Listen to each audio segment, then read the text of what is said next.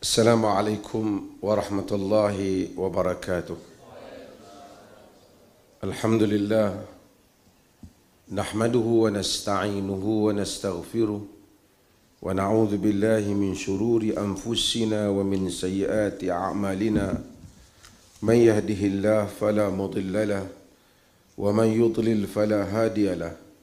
Asyhadu an la ilaha illallah wahdahu la syarika lahu wa asyhadu anna Muhammadan abduhu wa rasuluh, amma ba'd. Yang saya hormati Datuk Muhammad Ghazali bin Muhammad Yusuf, pengerusi Nusatek Sdn Berhad, yang juga merupakan pembiaya kepada kursi Hamka kita pada hari ini. Yang dikasihi Profesor Dadang Kahmat, Ketua Pimpinan Muhammadiyah Bidang Pustaka Informatika dan Digitalisasi, yang saya rasa mungkin baru sampai kah? Baru tiba daripada Jogja, Jakarta. Ahlan wa sahlan ke negeri Perlis. Dikasihi sahabat saya Profesor Dr. Bambang Satyaji, yang dikasihi Profesor Dr. Waluyo Adi Siswanto, Naib Chancellor Umam, dan segala tetamu yang hadir pada hari ini. Sepatutnya, seyogianya ialah tajuk ini dibicarakan oleh wakil dari Indonesia sendiri, dan saya datang untuk mendengar.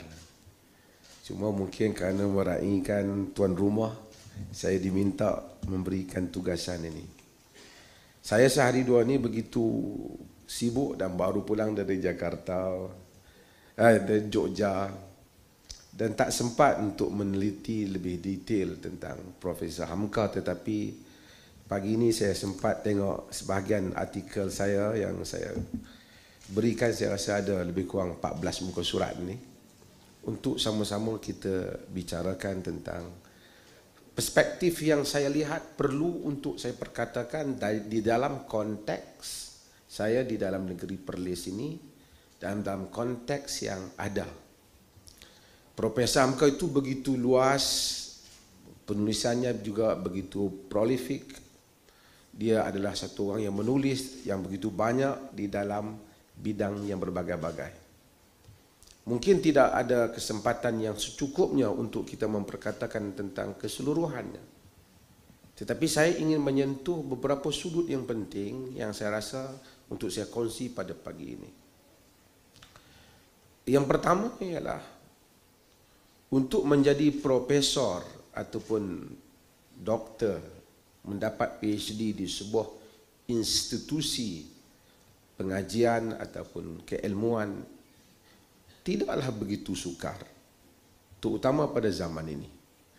Ramai saja orang yang bergelar doktor, profesor, tapi belum tentu sumbangannya itu signifikan kepada masyarakat.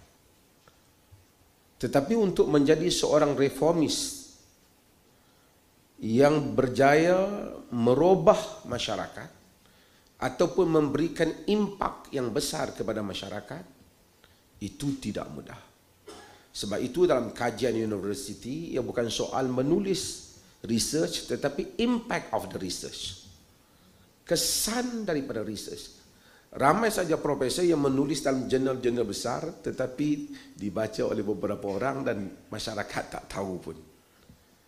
Tetapi penulisan, walaupun jika dikategorikan sebagai penulisan popular dalam dunia akademik, yang mana di segi rankingnya tidak begitu tinggi, tetapi sebahagiannya telah memberikan impak yang lebih besar kepada masyarakat. This is very important untuk kita melihat bagaimana sebuah sistem masyarakat berjalan. Saya ingin meletakkan landasan ini terlebih dahulu, landasan memahami apa yang dikatakan reform ataupun tajdid di kalangan manusia dan kemudian di dalam agama. Di dalam kehidupan manusia ini adalah makhluk yang we evolve. Kita sentiasa berubah. Kalau kita tak berubah, kita mungkin tidak ada dalam majlis ini.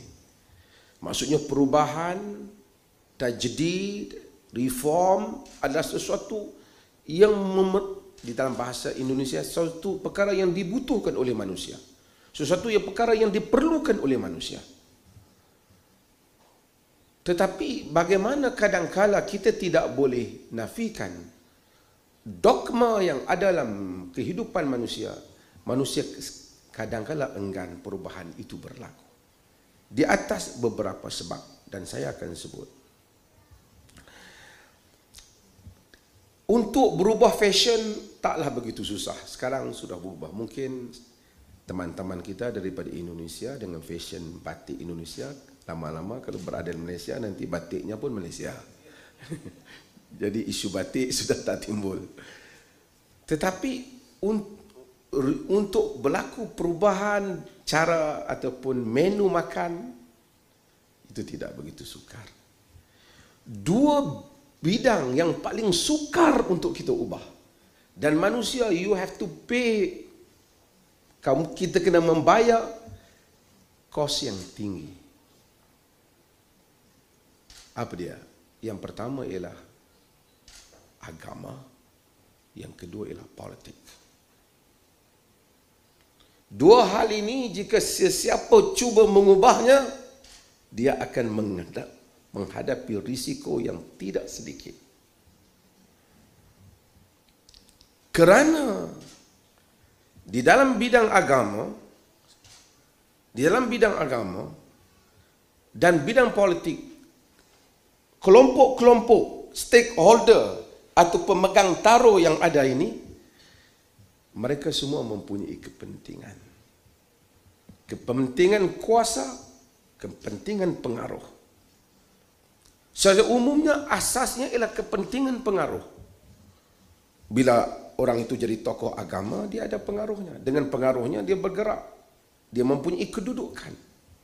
Jika reform berlaku yang mengubah cara yang dia pegang, itu bererti macam mengubah kedudukannya. Demikian juga politicians in politics. They have the same issue. Soal pengaruh. Maka tokoh-tokoh yang muncul untuk mengubah di dalam agama akan menghadapi tomahan yang hebat. Seperti mana tokoh-tokoh yang muncul untuk mengubah dalam politik. Kerana you akan mengubah, you bukan mengubah idea dalam politik, you mengubah kursi sebenarnya. Kerana lantaran daripada pengubahan idea akan mengubah pemegangnya, pemegang kursi kepada agama dan juga politik. Maka dengan itu kita lihat di Nusantara ini, mereka tokoh-tokoh yang cuba mengubah menghadapi berbagai rintangan dan tuduhan. Saya kira Muhammadiyah, walaupun sudah 100 tahun lebih, walaupun begitu dicuba untuk dihindarkan tomahan dengan Islam kemajuan, dengan berbagai-bagai lagi, dengan universitinya, dengan projek-projek umatnya, dengan ormas yang merentasi latar agama dan latar tempat, pun masih juga sering juga tidak kering daripada tomahan. Itu adalah realiti.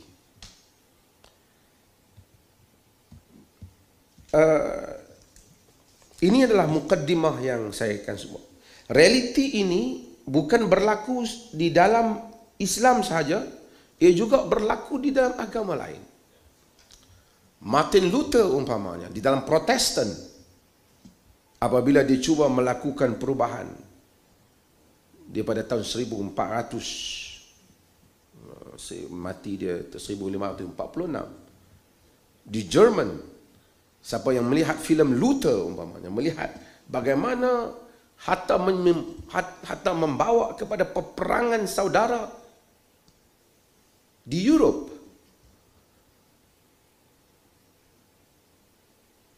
Reaksi Vatikan, Pope dan semua yang enggan menerima Walaupun slogan Martin Luther, give me the scripture.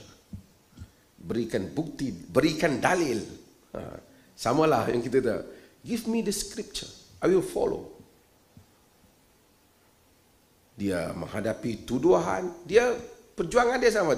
Apa yang awak dakwa sebagai Christianity, awak bagi tahu di mana ia disebut di dalam Bible. Dan berapa ramai yang dibakar, berapa ramai yang dibunuh, dan peperangan antara dua pihak tidak pernah berhenti. Sehingga hari ini krisis, walaupun mereka mendiamkan, tapi hatta ia mempengaruhi golongan politik. Golongan politik pun ingin mendekati golongan agama kerana pengaruh, dan menjauhi golongan agama juga kerana pengaruh. Sebab itu saya kata keikhlasan golongan politik ataupun penguasa, raja atau presiden atau sultan untuk mendekati golongan agama, dia mempunyai dua unsur. Sama ada kejujuran beragama atau kerana menumpang pengaruh supaya menguatkan politiknya. Maka Martin Luther dia diselamatkan oleh seorang wilayah yang kecil di Jerman, oleh raja yang tak besar kuasanya. Dengan apa yang Martin Luther buat, ialah menterjemahkan Bible ke dalam bahasa Jerman. Sebelum ni semua orang hanya tahu Kristian, tak boleh tahu nas. Awak tak ada hak mengetahui nas. Sebab itu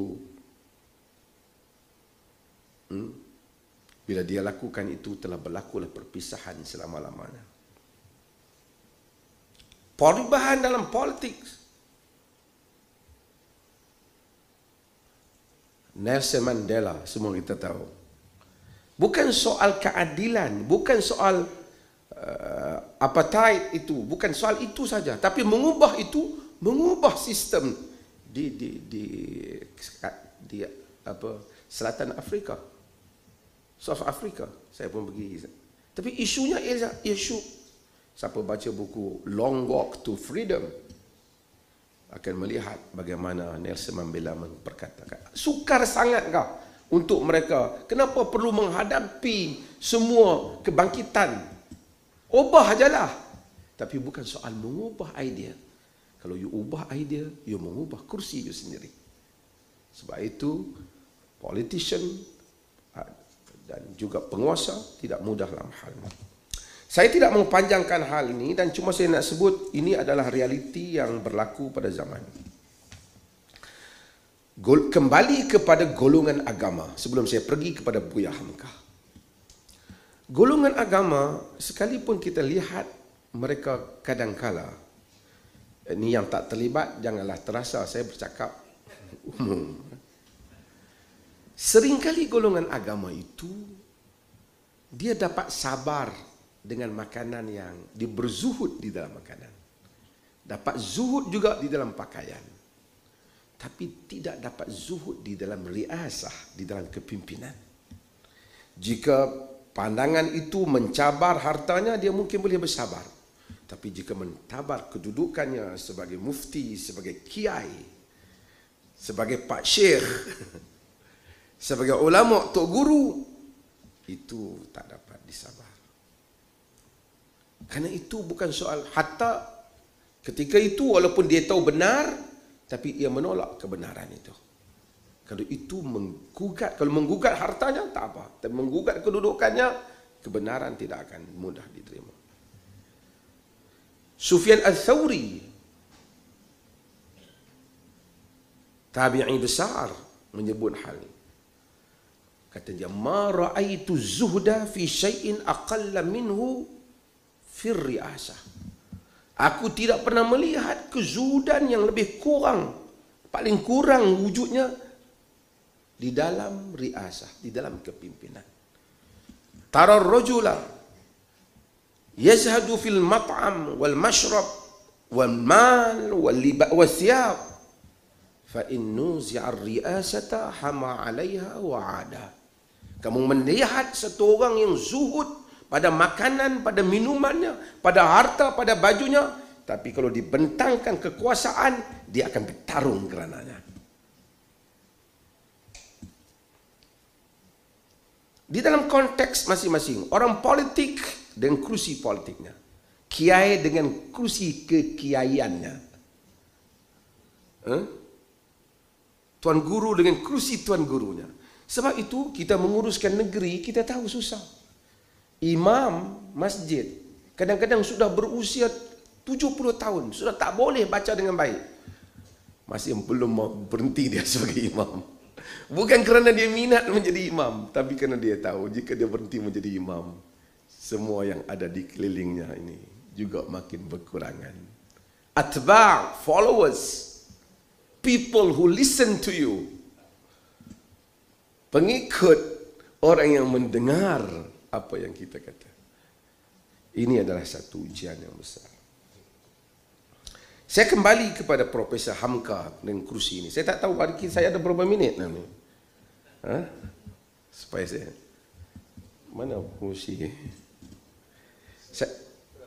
Berapa minit saya ada? Oh, ada. Saya nanti 2 jam.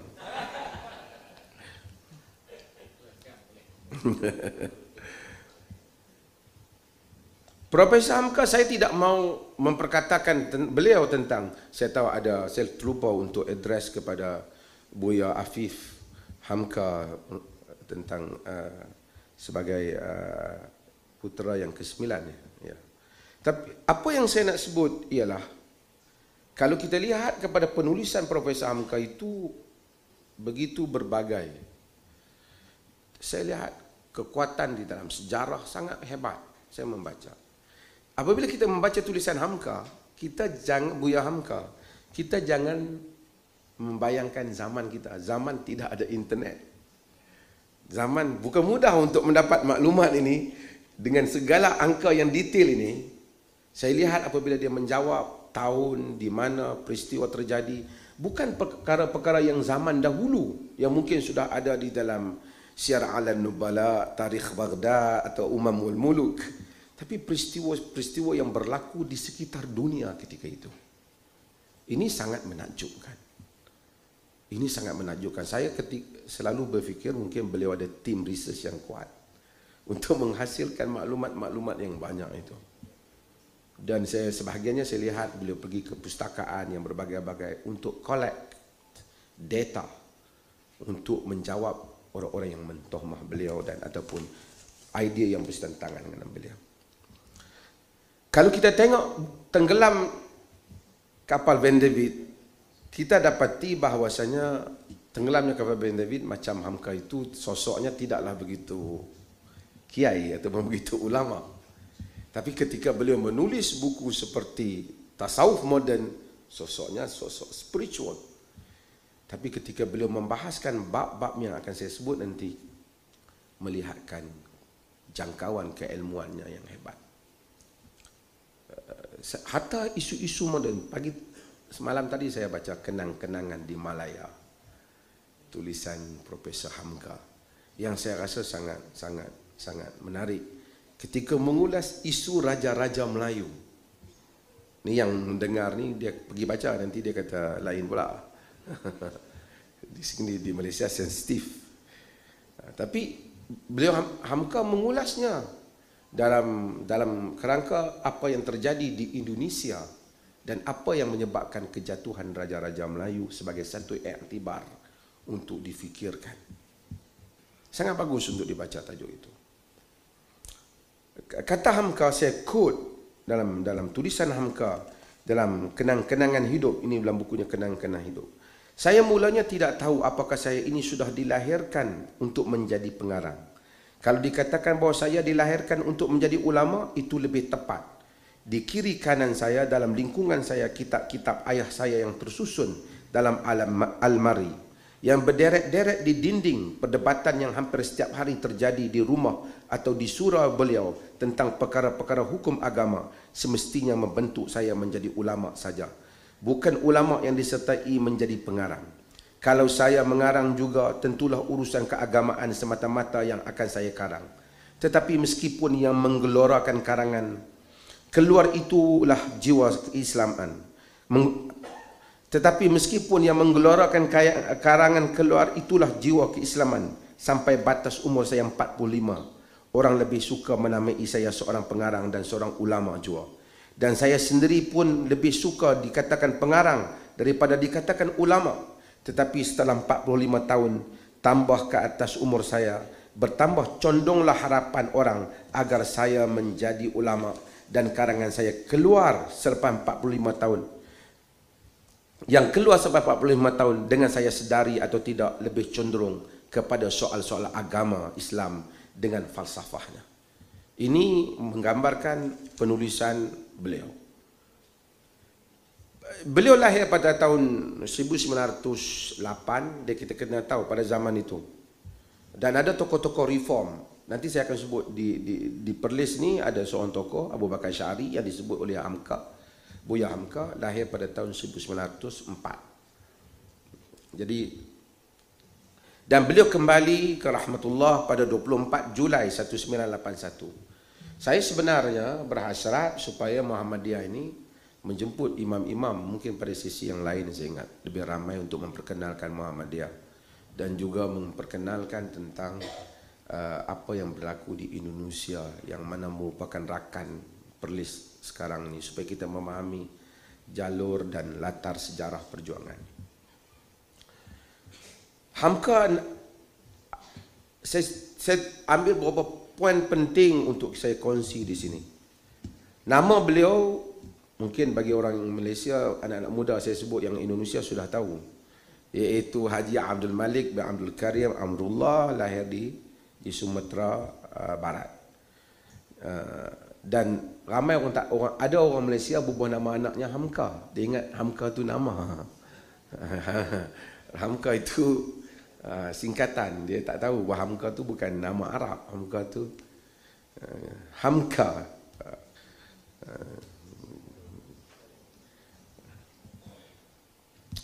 Bapa beliau namanya Rasul, tapi apabila pulang daripada Mekah ditukar menjadi Abdul Karim. Saya ingin sebut apa yang Hamka sebut tentang ayah dia ketika mereka berpolemik tentang isu tarikat Naqsyabandi.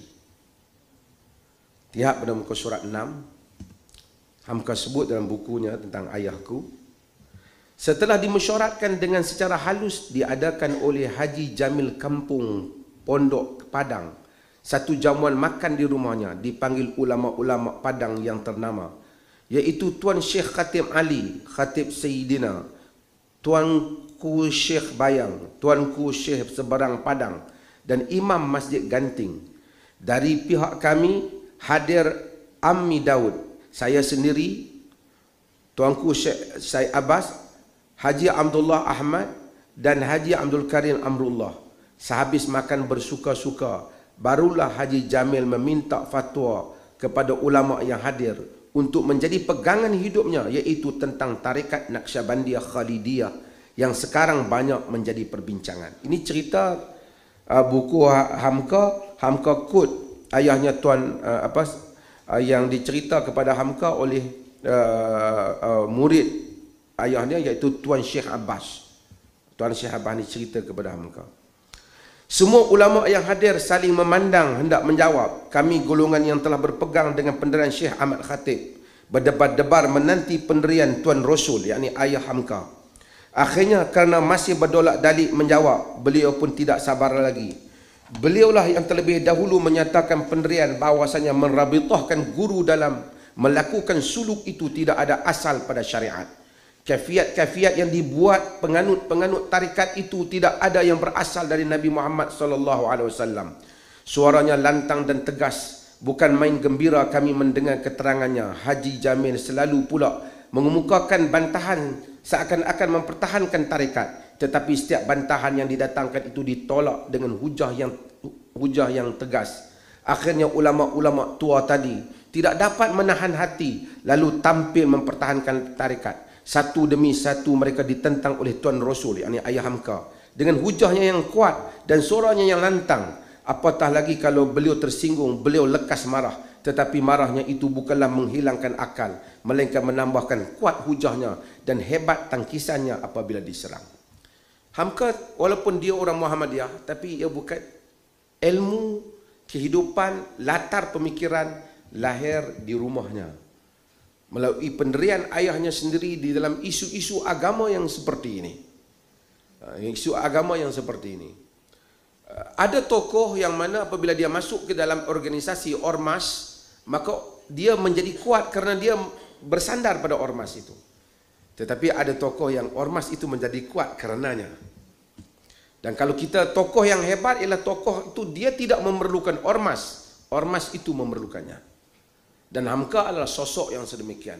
Walaupun Muhammadiyah itu begitu besar dengan hebatnya, tetapi kehadiran Hamka ke Muhammadiyah itu sebenarnya memberikan nilai tambah.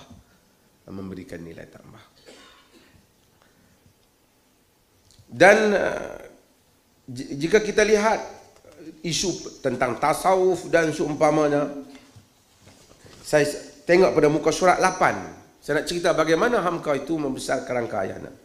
Profesor Hamka menceritakan pendirian ayahnya ketika kematian datuknya yang terpaksa menghadapi adat yang tidak berasal dari ajaran Islam.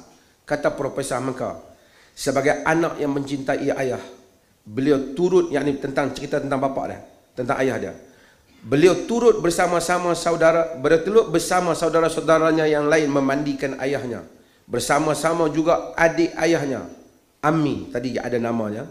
Tetapi setelah penghulu-penghulu dan ulama-ulama, tungku-tungku dan lebay-lebay di seluruh danau memutuskan hendak mengadakan kenduri kerana kematian itu, beliau menyatakan pendirian yang tegas bahawa kenduri kerana kematian adalah haram dalam agama. Wahsyah namanya, sama hukum dengan meratap. Yang berasal dari agama hanyalah jika orang pergi menjenguk kematian, membawa makanan untuk orang yang tengah ditimpa duka cita itu. Sebaiknya makanan dimasak.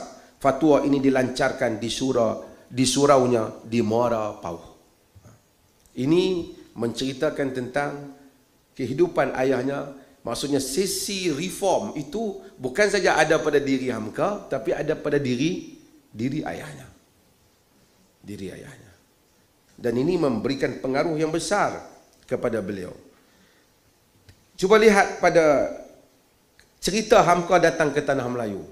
Ini tak apa, saya orang Malaysia yang cerita. Kalau orang Indonesia baca kata lain kan. Hamka cerita tentang kedatangan ayahnya ke Tanah Melayu pada tahun 1916. Lihat pada muka surat 8. Dia, ini saya sebut, pasal dia sebut pasal mufti. Menjadi mufti dalam kerajaan-kerajaan Melayu itu sangatlah megahnya. Memakai pakaian rasmi yang pakai polet, berpisang sesikat di bau. Number one dress. Jubah berukir-ukir benang emas dan serban dari sutra dan berkereta sendiri.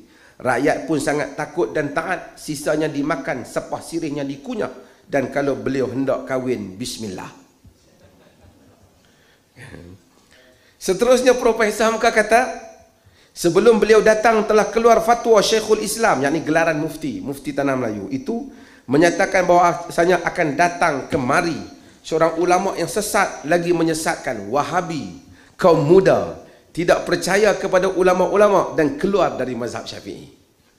Ini Hamka cerita peristiwa 1916.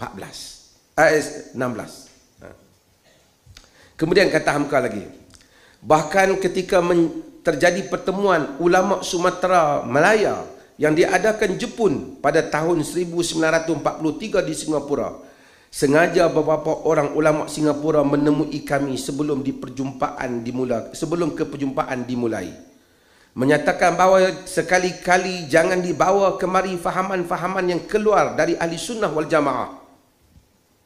Ini Muhammadiyah boleh ambil nota. Dan keluar dari mazhab Syafi'i. Ketika ada kawan-kawan yang nakal memberitahu bahawa saya anak Haji Rasul, yang Hamka, mata ulama itu melotot seperti biji rambutan melihat saya, dan saya pun nekat pula bagaimana nekatnya ayah saya. Takut benar ulama-ulama di sana.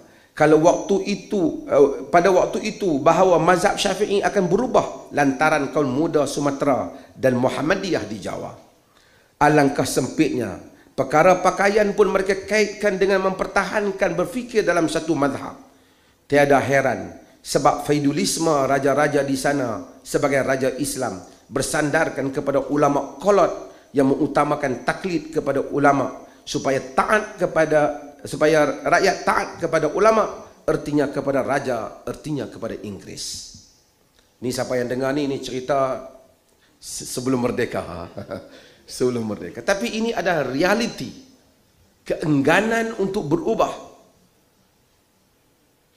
yang mana telah Hamka bangkitkan di dalam penulisannya. Ramai orang Malaysia berminat dengan Hamka, tapi ia tidak tahu akar kepada pemikiran Hamka. Kalau dia tahu tu dia susah hati sikit. Tapi pelis okey, kita meraihkan pada hari pertama lagi. Ini imam-imam di belakang ada kertas kerja saya.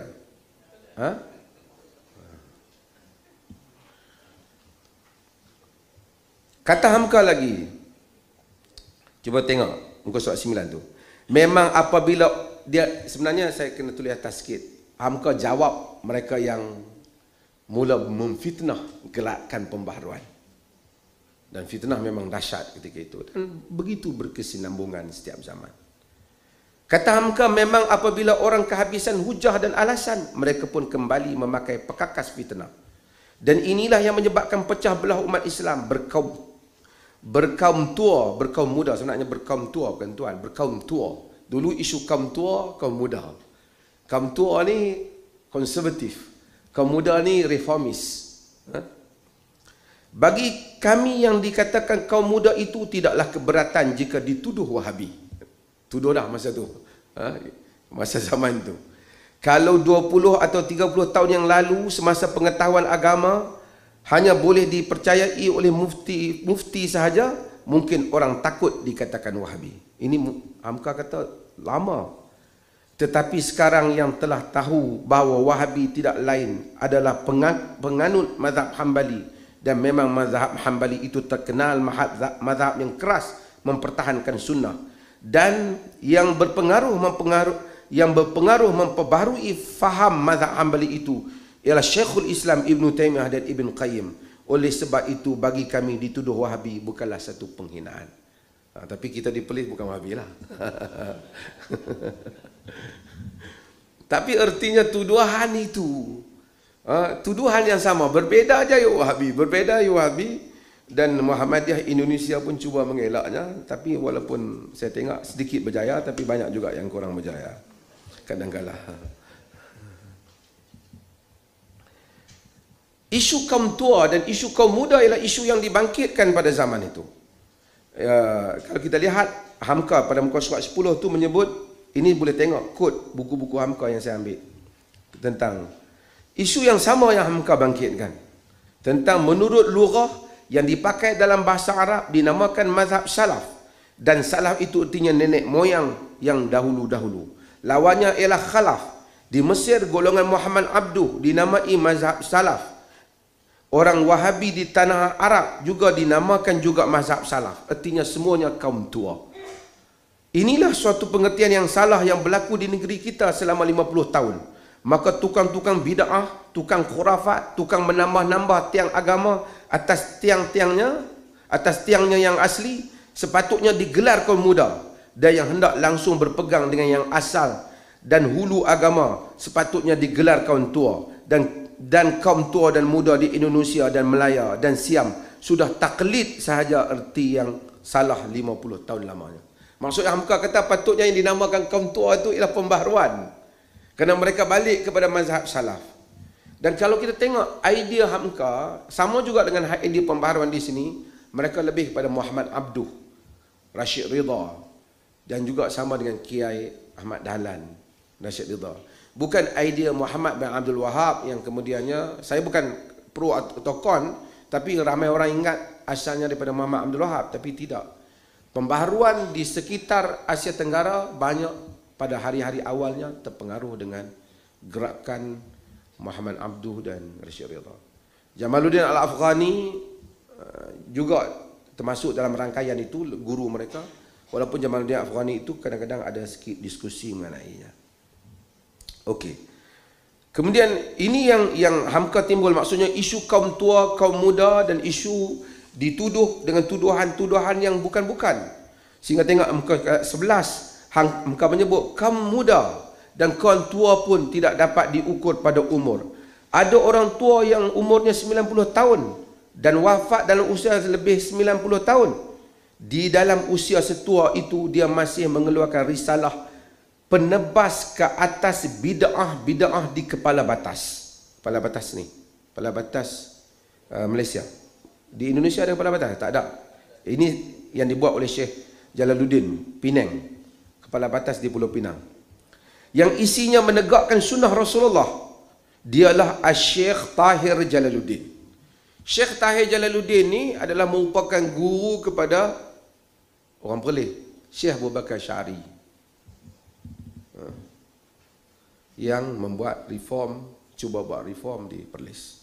Sebelum Abu Bakar Syari pun dah ada orang lain. Tapi Menteri Besar Syekh Ahmad Perlis membawa Abu Bakar Syari daripada Penang. Daripada Penang dia dipanggil ke Al-Ustaz, daripada Al-Ustaz dia kerja sana, bawa dia duduk di Perlis. Dia antara pengikut kepada ini. Ada pula seorang pemuda bawah umur 20 tahun, padahal dia tidak mahu berpegang dengan sunnah Rasulullah. Dia hanya berkeras mempertahankan apa yang diterima daripada nenek moyang.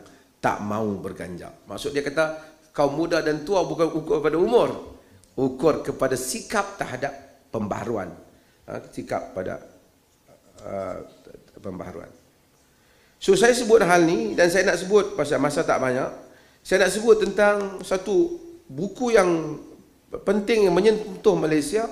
Pasal saya mufti, yang selalu saya angkat, iaitu buku Teguran Suci dan Jujur terhadap Mufti Johor, yang merupakan karya Hamka.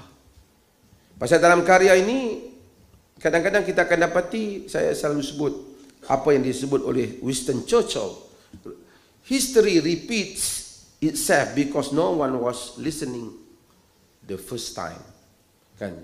Jadi kita kadang-kadang oleh kerana kita tak ambil perhatian, kita akan tengok dunia berjalan dengan benda yang sama saja. Isu pusing-pusing, isu tu juga daripada dulu sampai sekarang.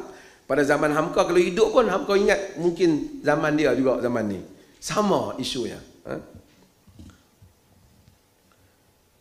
Dalam tulisan ini, konflik ini, pada tahun 1414 telah akbar pada 14 Julai 1958 telah mengeluarkan kenyataan Mufti Johor yang telah mengulas dan menyatakan sesatnya kaum pembaharuan, kaum muda ni, yang cuba membuat pembaharuan yang membuka mazhab lebih besar, membuka fiqh lebih besar, dianggap sebagai sesat.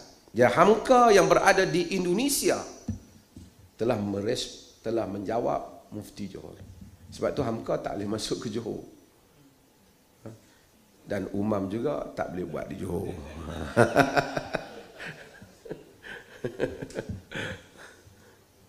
Kata Hamka, melihat cara-caranya Samahatul Mufti sebagai pembela kaum tua di dalam menghentam kaum muda, bagi beliau rupanya tidaklah mengapa memukul kaum muda dengan membuat fitnah. Sekarang Samahatul Mufti rupanya memakai cara-cara pula. Matlamat menghalalkan cara apa sahaja kaum muda dapat dipukul hancur, tidaklah mengapa berdusta. Kemudian Hamka tambah, maka orang tua yang dahulunya berusaha keras mempertahankan gelaran itu dengan segala daya upaya, menuduh sesat, zindik, wahabi, mulhid, orang tua itu sekarang masih hidup untuk menyaksikan dengan kepalanya sendiri kemenangan yang sekian kalinya dari gerakan kaum muda. Akhirnya semua orang hendak dikafirkannya. Maksud ini respon Hamka terhadap apa yang mereka tuduh. Kata Hamka, boleh baca banyak lagi yang Hamka tulis ini.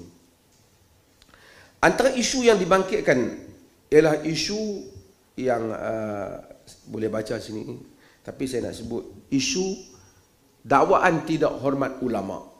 Ni saya sebut ni sebab ramai anak-anak muda Malaysia ni, mereka ni tak hormat ulama. Isu yang sama, Hamka pada dah 50 tahun lebih isu yang sama. Hamka jawab, tengok muka surat 12 tu saya quote, kadangkala dikatakan kaum muda tidak hormat ulama, tidak hormat kepada ulama, padahal yang mereka katakan ulama itu bukanlah Imam Malik atau Imam Syafi'i, tetapi beberapa pegawai kerajaan yang memakai serban dan jubah. Dan beliau pun merasakan dirinya ulama kerana pada tangannya sudah ada surat tauliah. Okey, ini Hamka sebut kritikan. Tengok apa jawapan Hamka tentang isu mazhab yang kata tak hormat ulama. Orang boleh baca ni, tengok isu yang lama. Kedua, cuba tengok penunggu surat 13. Kata orang, kami tidak menghormati ulama sebab mereka pun telah memasukkan pula sebuah lagi tiang baru di dalam Islam, iaitu wajib menghormati ulama. Hamka kata tu tiang baru dalam Islam. Wajib taklid kepada ulama, wajib taat kepada guru. Hal ini saya huraikan dengan saksama. Kaum muda amat hormat kepada ulama.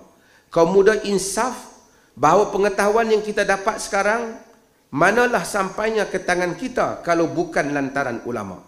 Kami sangat patuh kepada ulama ikutan kita keempat-empatnya, Imam Malik, Imam Syafi'i, Imam Abu Hanifah, Imam Ahmad bin Hanbal.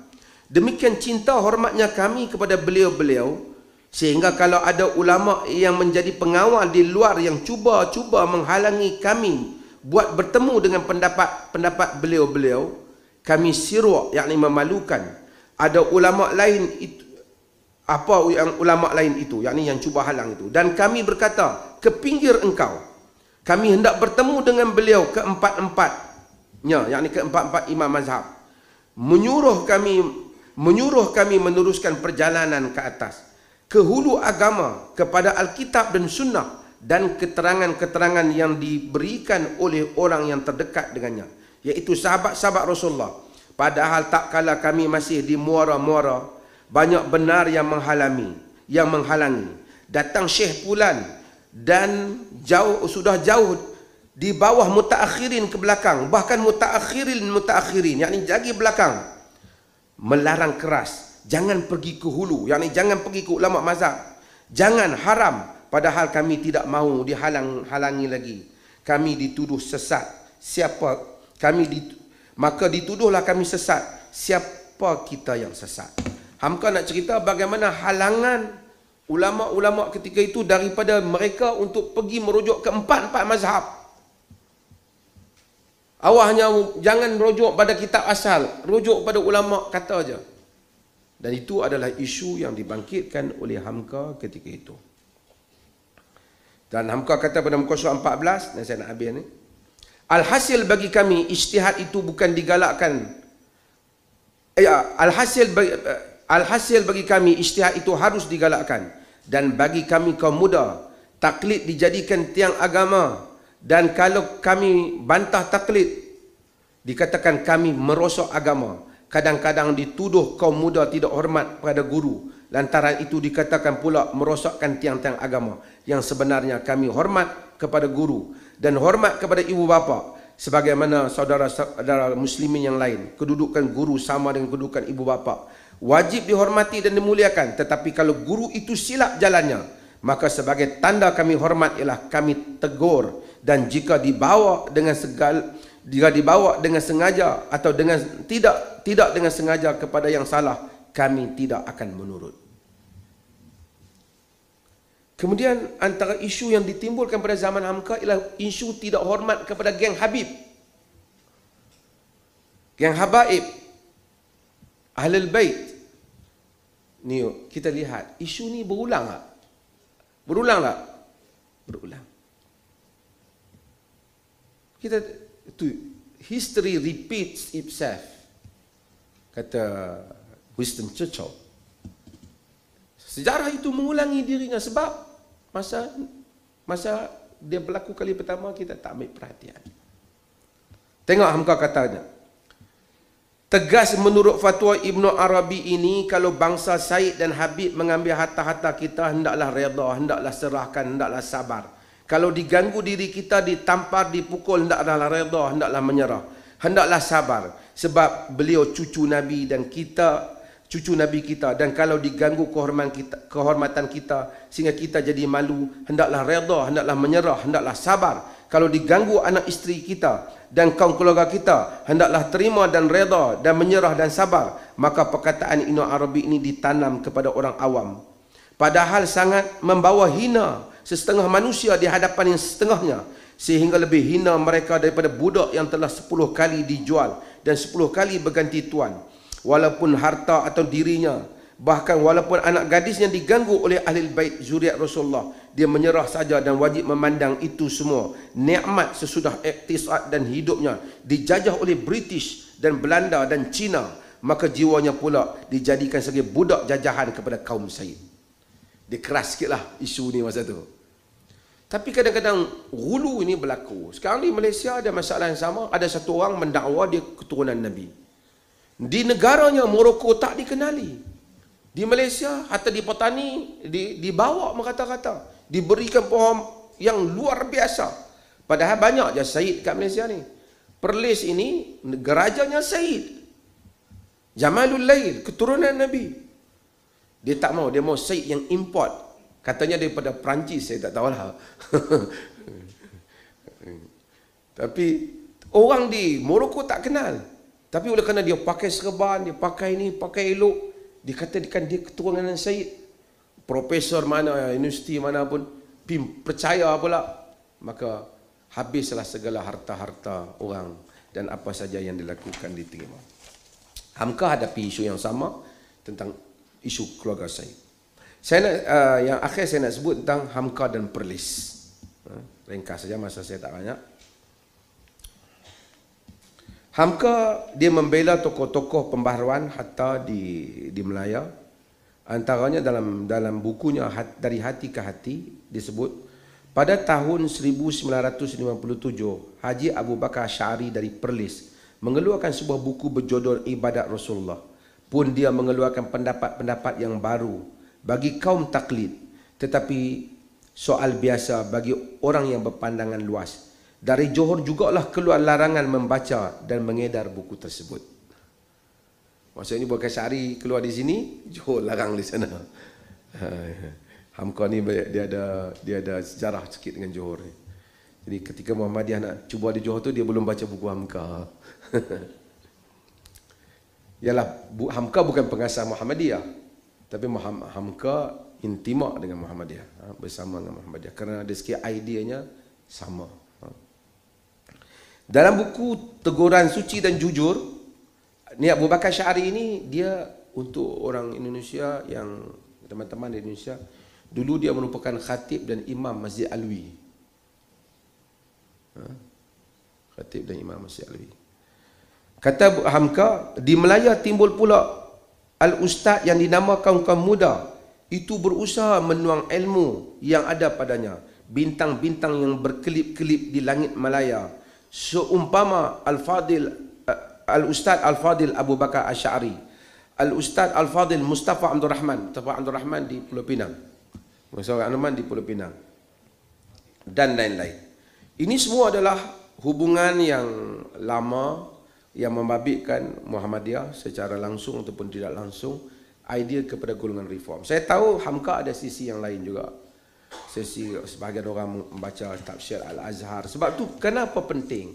Kenapa bila orang baca tafsir Al-Azhar, ada sindiran-sindiran Hamka yang mereka tak faham, kerana mereka tidak hidup dalam pemikiran reform.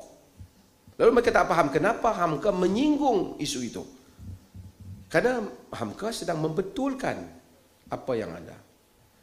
Cuma akhir sebelum saya diberi tugasan untuk melancarkan ini, saya nak sebut sedikit pada teman-teman Muhammadiyah. Saya harap tidak terasa hati, tapi saya ingin menyebut Muhammadiyah satu organisasi yang besar dan sangat berpengaruh, dan sukar untuk dicari organisasi sepertinya di dalam sejarah umat, di sudut keupayaan ekonomi, keupayaan pendidikan yang telah dicapai sehingga hari ini.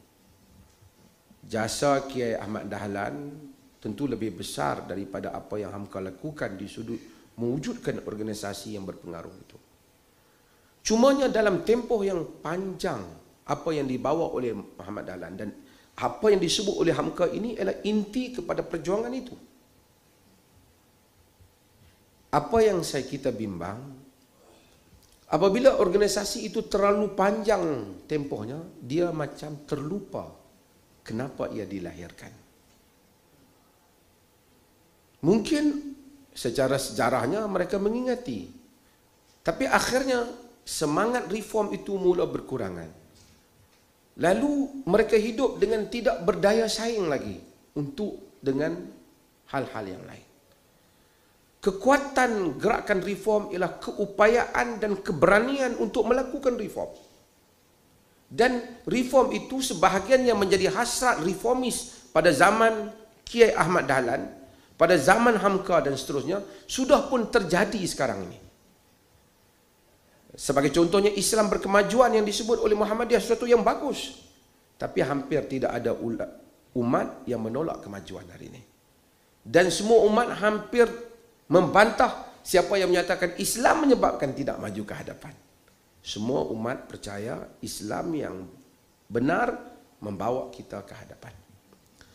Tapi reform itu mesti terus dibuat supaya apa yang dilakukan, reform yang dilakukan oleh Kiai Ahmad Dahlan diteruskan kepada asas-asas yang penting itu, dan kemudian dilihat kepada medan-medan baru yang perlu dilakukan perubahan ataupun pembaharuan. Dan bersedia untuk take the challenge, cabaran yang ada. Karena kalau kita mau melakukan reform tanpa mau menghadapi cabaran, kita bermimpi bukan di siang hari. Saya tak tahu, mungkin ia adalah satu hal yang tidak wujud sama sekali. Pada hari, saya sebut dalam media sosial saya, pada hari langgar Kiai Ahmad Dahlan dibakar, siapa sangka gerakannya akan sampai begitu besar. Kemudian, pada hari ia hampir kecewa dengan apa yang dilakukan oleh penduduk Kauman, siapa sangka akhirnya Muhammadiyah telah pergi kepada setiap pelosok di Indonesia dan juga sampai ke Nusantara, dan tulisan tokoh-tokohnya mempengaruhi banyak ilmuwan di serata tempat. Maka meneruskan hasrat reform itu perlu. Jika tidak, dia sukar untuk terus sustain, berkesinambungan. Lama-lama dia akan menjadi begitu pasif dan akan mula sunyi, tidak dipandang lagi. Itu sangat, saya rasa itu sisi pandang untuk sama-sama kembali membangkitkan reform itu dan melihat majal atau ruang untuk reform. Yang kedua ialah kita lihat sosok Kiai Ahmad Dahlan, sosok Hamka dan seumpamanya, hatta Agus Salim dan seumpamanya yang dalam yang lain. Sosok ini mempunyai gabungan dua hal. Gabungan ketokohan ilmu dan gabungan keupayaan untuk membicarakan isu-isu masyarakat dan melihat daripada perspektif yang lebih berkemajuan tentang masyarakat. Kita perlu kiai yang moderate, dalam arti kata bukan membelakangkan Islam tapi maksud wasatiyah, tapi mempunyai pemikiran yang berkemajuan. Maka ormas seperti Muhammadiyah perlu melahirkan juga tokoh-tokoh seperti Hamka, kalaupun tidak seperti Hamka, seperti itu. Di samping tokoh-tokoh akademik ini yang ada sangat bagus, tetapi mesti ada tokoh ilmuwan yang menjadi rujukan umat di dalam agama. Karena reform ini adalah reform agama. Jika tidak ada, dia akan menjadi seperti organisasi yang lain. Dia mungkin umat bermanfaat daripadanya, tapi ia tidak menjadi rujukan umat apabila mereka ada perbezaan atau perselisihan. Mengkiaikan sebahagian tokoh Muhammadiyah. Betul ke istilah saya ini? Melahirkan kiai-kiai yang berupaya seperti Hamka ataupun sepertinya ialah sesuatu projek yang besar yang diperlukan untuk Muhammadiyah di Indonesia. Itu pandangan kerdil saya. Kalau tidak, saya lihat macam tanpa bukan isu perbezaan tokoh-tokoh di NU, walaupun mereka pada dulunya namanya aliran kaum tua, tapi melahirkan kiai-kiai muda. Muhammadiyah walaupun kaum muda, tapi saya rasa dia perlu juga untuk melahirkan. Dia lebih perlu melahirkan kiai-kiai yang muda, yang lebih progresif, ilmuwan, berkeupayaan, menguasai bahasa Indonesia, berupaya berbicara dalam bahasa Barat dan seumpamanya. Ini sangat penting. Mudah-mudahan ini sisi pandang saya. Saya mohon maaf jika tidak tepat, terutama di hadapan Buya Afif yang merupakan putra kepada Buya Hamka. Ini adalah sisi pandang saya sebagai seorang pembaca. Adakah saya kena bacakan pelancaran ini kah? Saya mohon maaf kepada teman-teman khususnya daripada Indonesia jika ada tersalah di dalam pandangan yang diberikan. Okay, dengan lafaz Bismillahirrahmanirrahim, bagi memperingati sumbangan besar Profesor Dr. Hamka dalam kesarjanaan dan keilmuan, saya dengan ini melancarkan penubuhan kerusi Profesor Hamka dalam bidang sains teknologi di Universiti Muhammadiyah Malaysia. Kursi ini dibiayai oleh Datuk Muhammad Razali bin Muhammad Yusof dari Nusatek Sdn Bhd bernilai 1.2 juta. Terima kasih. Sekian, wassalam.